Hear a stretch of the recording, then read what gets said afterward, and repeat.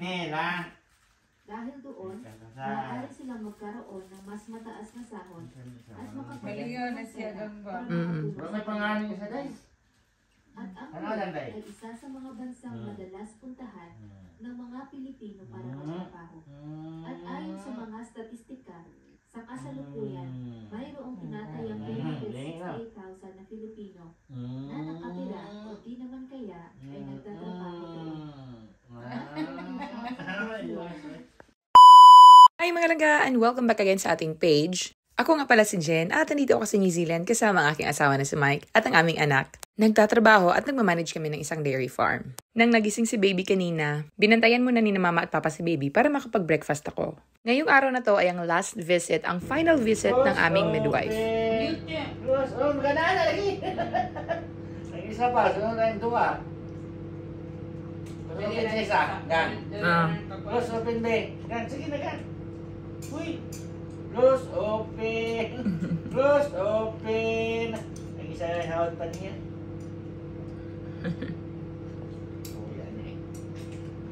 At nang dumating na ang midwife namin na si Kelly, una muna niyang tinimbang si baby, saka measure yung kanyang head at yung kanyang height. Sobrang amazing ng growth ni baby mga langga kasi 11 days ago, nasa mga 4.2 kgs lang siya. At ngayon, almost 5 kgs na siya mga langga. Sobrang nakakasaya kapag very healthy yung baby mo. Aside sa pagtimbang, pag-measure ng height at ng circumference ng head, may mga ibang checks pa na ginawa si Kelly. Nung chinek ni Kelly yung likuran ni baby, nabigla siya kasi sobrang lakas na ng mga paa ni baby.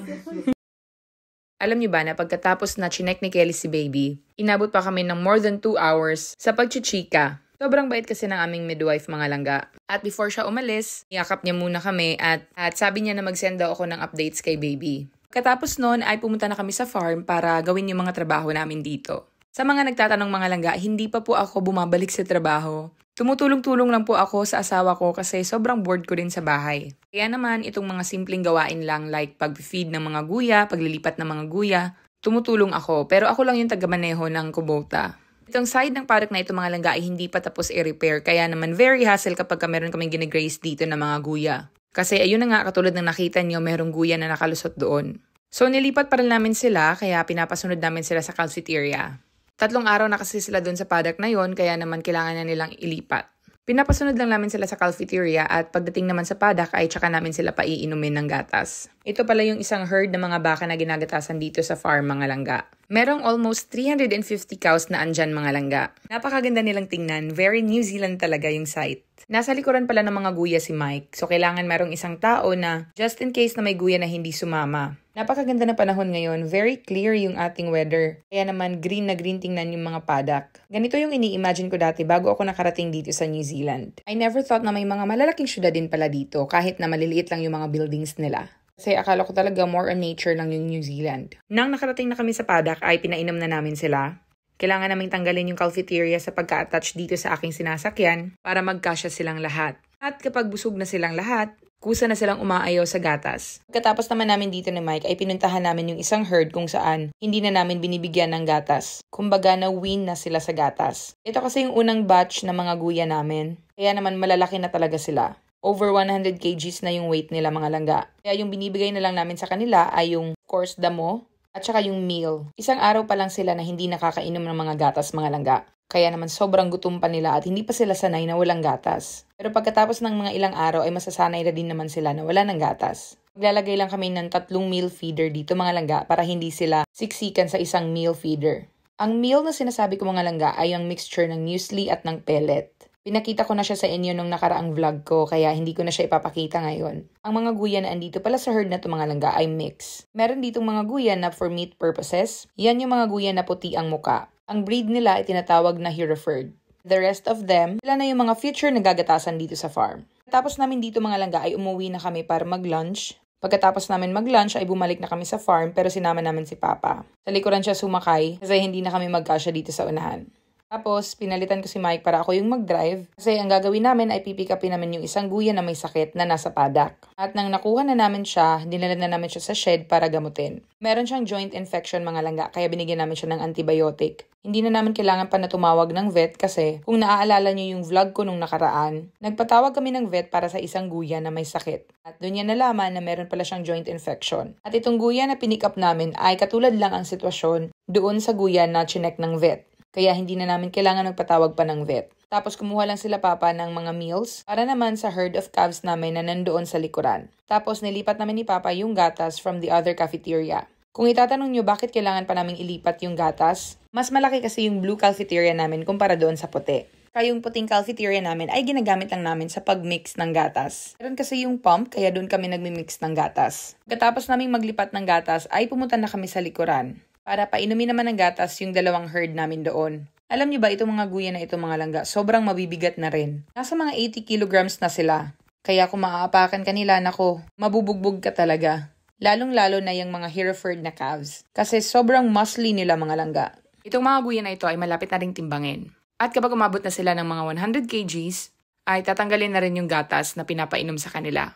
Tapos kapag dumating na yung panahon na ititigil na rin namin yung pagbibigay ng rasyon ng mga meals sa kanila, ay ililipat na namin sila doon sa stock farm. Kung saan namin nilalagay yung mga baka kapag ka-dry season. Or kapag hindi namin sila ginagatasan. Kapag nagpapainom kami ng mga guya, kinakailangan talaga na bilangin din sila mga langga. Hirap na kasi baka meron na palang namatay na guya at hindi lang natin alam. Lalo na at sobrang malawak itong paddock na ito mga langga. Binabantayan ko lang din sila while umiinom mga langga, baka kasi maubos nila yung gatas. Kailangan pa kasi natin magtira ng mga 350 liters para doon sa last mob. Pero bago pa man maubos ang gatas na nakarasyon sa herd na ito mga langga, ay meron ng mga guya na sobrang busog na at sila na yung kusang umaayaw sa gatas. Kaya doon sa mga nagsasabi na ang papayat ng mga guya namin, naku mga langga, ganyan lang talaga yung itsura nila kapag hindi pa sila nakakainom. Kasi as you can see naman, pinapainom talaga namin sila ng gatas hanggang sa sila na mismo yung aayaw. At maliban dyan, as you can see, napakadami nilang damo dito sa paddock. Tsaka meron din silang mga meals na hindi rin nila nauubos. Kaya ang mga guya namin mga langga ay very well fed. Ngayon naman ay nasa last mob na tayo mga langga. Ito yung youngest among the mobs mga langga, kaya maliliit itong tignan talaga. Pero they are very well fed pa rin. Katapos namin magpainom ng mga guya mga langga ay uuwi na ako. Pero si Papa itutulong pa kay Mike para kumuha ng mga powdered milk doon sa aming barn. Tsaka inaantay ko lang din yung tawag ng Plunkett nurse. Tumawag kasi sila kanina kaso hindi ko nasagot. Kaya naman ngayon inaantay ko na tumawag sila ulit. Nag-send sila ng message sa akin kung anong oras daw sila pwedeng tumawag at sabi ko naman na they can call me anytime. Tatawag lang naman sila para schedule ang meet up namin ng Plunkett nurse. After 2 days mga langga, ito na yung nakaschedule na date namin sa Plunkett nurse. Magpas pa siya kanina mga langga, nakita ko yung sasakyan niya na dumiretso. Anyway, maulan pala ngayong araw na to. All day siya umuulan mga langga kaya sobrang nakakainis yung weather. Ito pala yung aming Plunkett nurse na si Angela. Siya na yung mag-aasikaso kay baby for 1 year mga langga. So ang una niyang ginawa, ay tinimbang niya ulit si baby kahit na ilang araw pa lang since natimbang siya nung last meet up namin ng aming midwife. Guess what mga langga? 5 kgs na si baby. Kaya sobrang natuwa sila sa weight ni baby, pati na yung height niya. Anyway, meron pala siyang binigay sa akin na goodies mga langga. At ang laman nito ay mga flyers, meron ding voucher, at ang importante sa lahat is itong free nappy. So ayan, meron tayong freebie na nappy mga langga. Moving on, tayo na at magbukas ng mga package. Itong mga package na ito mga langga ay binili ko. Pero bago yon sa mga nagtatanong sa akin kung nagsusuot na ba ako ng binder, yes mga langga, nagsusuot na ako ng binder. Pero minsan nakakalimutan ko pa rin siyang suotin. Kaya hindi ako everyday nagsusuot ng binder. Tsaka nasa mga ilang oras ko lang siyang sinusuot. Ang laman pala nitong nappy box mga langga ay merong 6 na pirasong nappies. Tsaka merong isang napkin for me. Aside from that, meron ding voucher dito mga langga. Ayan, merong mga $3 off, $1, $2, at $10 off. Tapos meron silang mga flyers na binibigay. Pero ang lahat ng ito ay makikita naman siya sa internet. Nasa rules lang talaga nila na kailangan magbigay ng actual na mga flyers. Moving on mga langga, buksan na natin itong isang package na binili ko. Ito ay sobrang handy mga langga.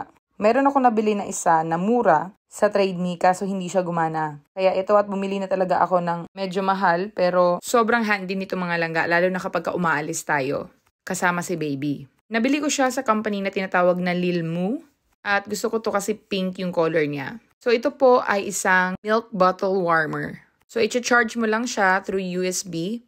Tapos, pwede mo na siyang dalhin kahit saan para mainit lagi ang gatas ni baby.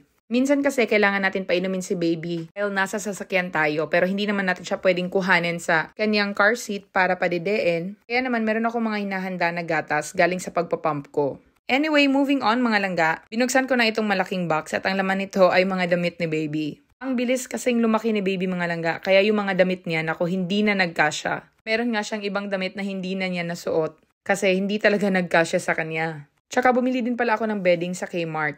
Mura lang kasi sa Kmart langga at maganda din naman yung quality niya. So, buksan naman natin itong last na box. Ito naman ay galing pa rin sa Kmart. At ito ay sinuggest lang sa akin ng aming midwife. Kaya susubukan ko kung magugustuhan ito ni baby. Sobrang nag-struggle ako sa pagbukas nito mga langga. Hindi kasi ako kumuha ng gunting. Ewan ko ba ba't hindi ako kumuha ng gunting? But anyway, nung nabuksan ko na siya, ito yung itsura niya mga langga. Ito ay baby bouncer.